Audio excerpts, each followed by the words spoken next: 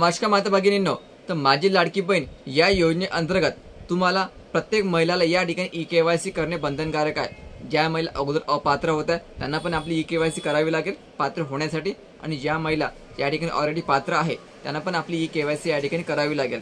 E-KYC केल्यानंतरच तुम्हाला November नंतरचे हप्ते जे आहे ते डायरेक्ट खात्यामध्ये पाठवले जाणार आहे।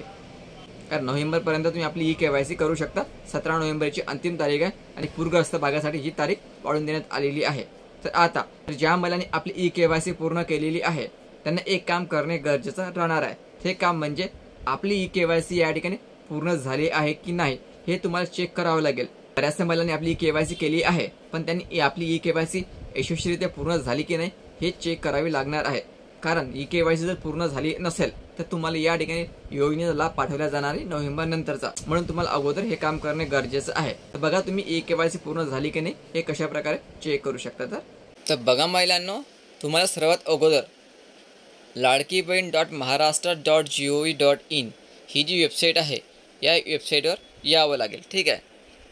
नंतर बघा खाली तुम्हाला ऑप्शन दिसत आहे ई-केवायसी प्रक्रिया पूर्ण करण्यासाठी इथे क्लिक करावे लागेल, ठीक आहे। तर यावर तुम्हाला क्लिक करावं लागेल। ई-केवायसी करायची असेल तरी क्लिक करायचं, आणि तुम्ही ई-केवायसी केली असेल आणि ई-केवायसी पूर्ण झाली की नाही हे चेक करायचं असेल तरी तुम्हाला या ठिकाणी माहिती पडेल, ठीक आहे। तर यावर क्लिक करायचं। या ठिकाणी तुम्हाला तुमचा आधार कार्ड क्रमांक टाकावा लागेल, ठीक आहे। जो काही तुमचा आधार कार्ड क्रमांक असेल तो या ठिकाणी टाकायचा। मला आधार कार्ड क्रमांक टाकावा लागेल तुमचा, ठीक आहे। नंतर हा जो कॅप्चा दिलेला असतो हा कॅप्चा तुम्हाला या ठिकाणी टाकावा लागेल। लक्षात ठेवायचं, कॅप्चा व्यवस्थित टाकायचा आणि आधार कार्ड क्रमांक चेक करून व्यवस्थित टाकायचा, ठीक आहे।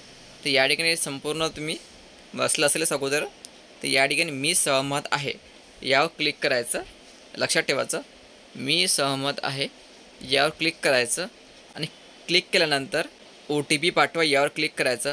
जसं तुम्ही OTP पाठवा यावर क्लिक कराल तर तुम्हाला या ठिकाणी एक मेसेज दाखवेल या आधार क्रमांकाची ई-केवायसी प्रक्रिया पूर्ण झालेली आहे। लक्षात ठेवायचं, जेव्हा तुम्हाला असं लिहून येणार समोर स्क्रीनवर तर समजून जायचं की तुमची जी ई-केवायसी आहे या ठिकाणी पूर्ण झालेली आहे, यशस्वीरित्या पूर्ण झालेली आहे। तुम्हाला आता काही करण्याची गरज नाही आहे, ठीक आहे।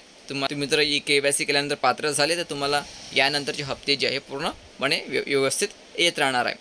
तर अशा प्रकारे तुम्ही आपली ई-केवायसी पूर्ण झाली की नाही हे चेक करू शकता। तर महिलांना आपण या ठिकाणी पाहिलेली आहे की तुमची ई-केवायसी जी आहे यशस्वीरित्या पूर्ण झाली की नाही झाली हे कशा प्रकारे चेक करायची, जर हे प्रत्येक महिलाला करणे गरजेचं राहणार आहे। जेव्हा ई-केवायसी पूर्ण झाल्यानंतर एक वेळ ही प्रक्रिया करून पाहायची, ठीक। तर व्हिडिओ खूप महत्त्वाचा आहे। जास्तीत जास्त महिलांपर्यंत हा व्हिडिओ शेअर करा। धन्यवाद।